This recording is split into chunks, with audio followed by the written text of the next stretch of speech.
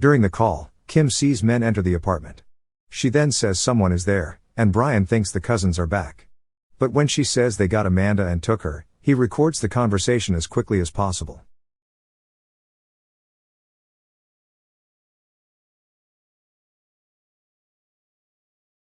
The movie begins with Brian Mills, a former Green Beret and CIA officer, attempting to build a relationship with his 17-year-old daughter named Kim, who lives with her mother, his ex-wife, Lenore, and her wealthy stepfather, Stuart St. John. The next day, Brian arrives at a shop, examines a karaoke machine, and buys it.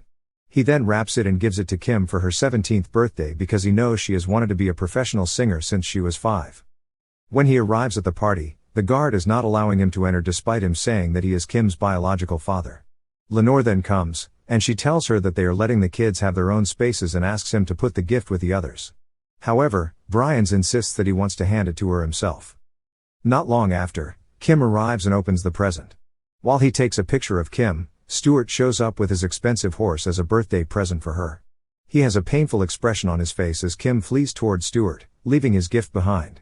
Stuart then approaches him, asking him to join them for lunch, but he says he came there to greet Kim with a happy birthday and then leaves. That night, Brian goes home and adds the photo he took to his photo album of Kim. Then, his friends, also former Green Berets, arrive, bringing beer for their small barbecue party. They converse about Kim, Lenore, and Stuart. After the party, one of them, Sam Gilroy, asks him to join a 4 hours work of taking the pop diva, Shira, to and from her concert for $2,500. Brian then accepts the job and his 3 friends leave. The following evening, Brian attends the job. Sam assigns Brian to keep watch inside the room. Brian then asks Shira for advice on becoming a professional singer before the concert, realizing his daughter aspires to be like her. She responds that she advises her to pick another career. During the show, Kim contacts Brian, and they talk about the job that he is guarding Shira as they talk. Then, Kim asks him to meet her for lunch tomorrow. After the call, Brian returns to his friends to tell them that Kim was asking him to have lunch, which delights his friend. After the concert, a shamble occurs when someone opens a gate backstage. Brian immediately takes Shira to safety, but he doesn't know someone is waiting to stab Shira. He then saves Shira from a knife-wielding attacker and heads to a car. While in the car, he offers Shira a soda to take the edge off the shock and comforts her. Back in the hotel, Brian meets with his friends for his pay, to which Sam tries to convince him to join them, for he still has the edge. Later, Shira wants to meet him. She gives him a card with 2 phone numbers containing his vocal coach and her manager in case his daughter wishes to try out for a singing career to repay him for saving her. The next day, Brian sits at the restaurant holding the card Shira gave her. Kim arrives with Lenore, which surprises him because he thinks it is just the 2 of them who will be having dinner. Kim tells him that she is planning a vacation to Paris with her friend, Amanda, but because she is under 18, she requires permission from his father to leave the country. She then tries to convince him, and Lenore pulls out the paper telling him not to make it a big deal and sign the document. On the other hand, Brian refuses, stating that the world is too dangerous for a 17-year-old girl to travel alone. He then suggests that he go along. When Lenore disagrees with his suggestion, he says he will think about it, which disappoints Kim and prompts her to leave before he tells her the news about Shira. Lenore then tells him that he sacrificed their marriage to save the country and made a mess of his life in service of the country, but he can't sacrifice a little for Kim. He replies that he is willing to sacrifice anything for Kim but is uncomfortable putting her at risk. Later, Brian goes to their house and tells Kim that he is granting her permission but with 3 conditions. He says he wants the address and phone number of where she's staying and that if she moves, he wants to know where and with whom she will be staying. In addition, he requires her to call him when they land and every night before she goes to sleep. Then, she hands Kim an international phone where his phone number is saved. Lastly, he says that he will take her to the airport. Kim, delighted that he had signed the papers, immediately called Amanda. On their drive to the airport, he hands Kim a list of places in Paris that she should avoid. She then assures him that they will spend most of their time in museums and that his job made him paranoid, but Brian opposes, saying that his career made him aware. She then asks her what his job was, that he was always away before, and he explains that he was a preventer, someone who prevents bad things from happening. When they arrive at the airport, Brian learns that Kim lied. He discovers that Kim and Amanda are not only going to Paris. Instead, they are planning to travel around Europe. He then talks to Lenore about this, and she says that she knows about it, and Kim didn't tell him because she can't be honest with him. Lenore then says they plan to follow the U2 European tour, which makes him furious. She tells him to let Kim live before she leaves, or he will lose her. Upon arriving at the Charles de Gaulle airport in Paris, they meet a handsome young stranger named Peter, who offers to take a picture of them. Peter then asks them where they are from and offers to share a taxi. On the other hand, Brian is checking on the flight status, to which he discovers that they have already landed at the airport and Kim didn't call him. Later, Kim and Amanda go to Amanda's cousin's apartment, where Kim finds out the cousins are in Spain. Because Amanda is attracted to Peter, she confidently gives Peter the details of their apartment, despite Kim telling her to be cautious since they don't know him.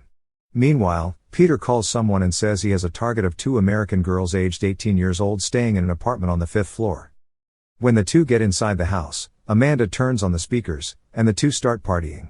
On the other hand, Brian calls Kim several times, but she does not answer.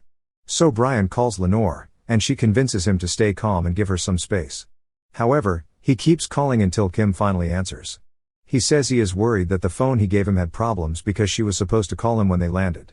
However, Kim says that it was just the rush in the airport, so he asks for the number of where they are staying as one of the conditions. When he asks to talk with one of the cousins, Kim says that she didn't know they were in Spain. During the call, Kim sees men enter the apartment. She then says someone is there, and Brian thinks the cousins are back. But when she says they got Amanda and took her, he records the conversation as quickly as possible. While doing so, he asks if they met anyone on the plane or at the airport, and she says they met Peter, who knows where they are staying.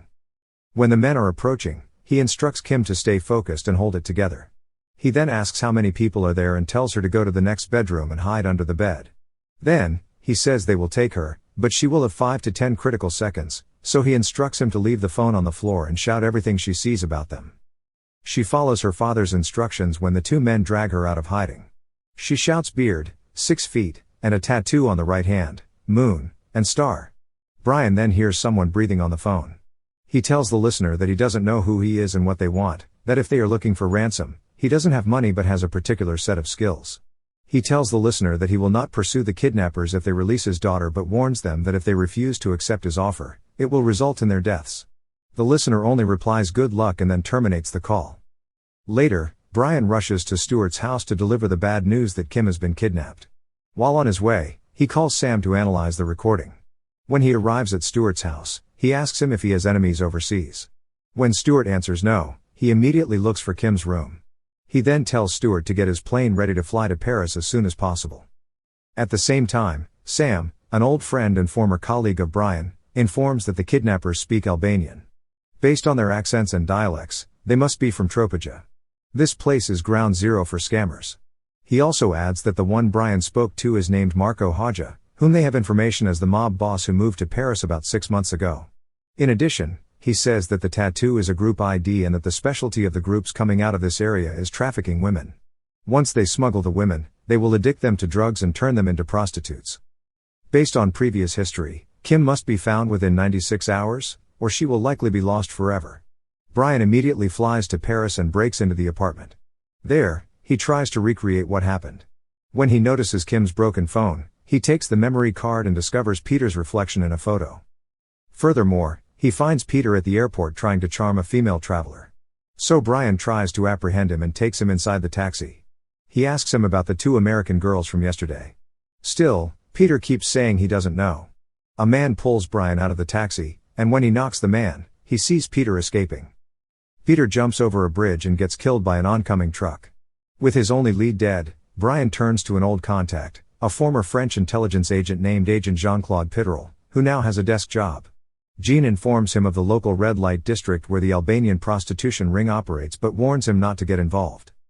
After hearing this, Brian hires an Albanian English translator.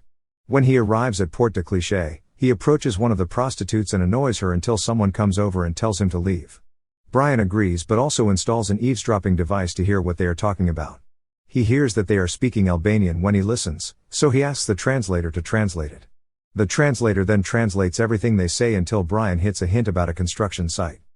Ryan immediately follows them, only to discover that the location is a prostitution den. At night, Brian searches a makeshift brothel in a construction yard. He rescues a drugged young woman wearing Kim's denim jacket.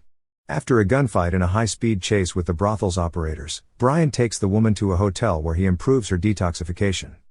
The next day, Jean calls and requests Brian to flee French since he was causing too much chaos. That night, during the call, Gene quietly instructs his men to track Brian's whereabouts. However, Brian needs to be more clever for Gene to find. Meanwhile, the woman Brian had saved earlier has awoken. He then questions her about how she obtained Kim's jacket and discovers another clue to the root apparatus. After posing as Deputy Director of Internal Security using Gene's name card, he enters the house under the pretense of renegotiating the police protection rate. When he identifies Marco for tricking him into saying good luck, the meeting erupts into a fight, resulting in the deaths of several gangsters except for Marco. After finding various heavily drugged girls and Amanda's body, he tortures Marco with electricity. Marco then reveals that virgins like Kim have high value in the black market and are quickly sold. Before identifying the buyer as crime syndicate Patrice St. Clair, Brian leaves Marco to die from continuous electrocution. Sometime later, Brian visits Gene's apartment. Having discovered Gene's corruption, he wounds the latter's wife to coerce him into disclosing Patrice's location before knocking him out. Later that night, Brian enters the party disguised as a police officer. Inside one of the rooms, he informs security that he is looking for Patrice, but the guard tells him that his name is not on the list and that he cannot pass. So Brian is forced to hit the security until he collapses. Then, he disguises himself as a waiter and walks to one of the bidding chambers. At the auction, Brian forces Ollie, one of the bidders, to purchase Kim at any price. Later, someone smacks Brian's head from behind as he exits the room, knocking him out. When Patrice learns who he is, he orders his henchmen to kill him, but Brian breaks loose and kills them all. Patrice then reveals that they took Kim to a yacht owned by a man named Rahman before Brian shoots him repeatedly. Brian then pursues the yacht and eliminates the bodyguards, including Ollie, before he finds Rahman in his suite, holding Kim at knife point. When Rahman attempts to negotiate, Brian kills him with a headshot and saves her. Kim is overcome with emotion as she realizes her father has traveled a long distance to save her. The next day, they are back home to the United States. The movie ends with Brian surprising Kim by taking her to visit Shira, who wants to hear Kim's voice. Thank you for watching. Subscribe for more videos like this to help the channel out. Have a nice day.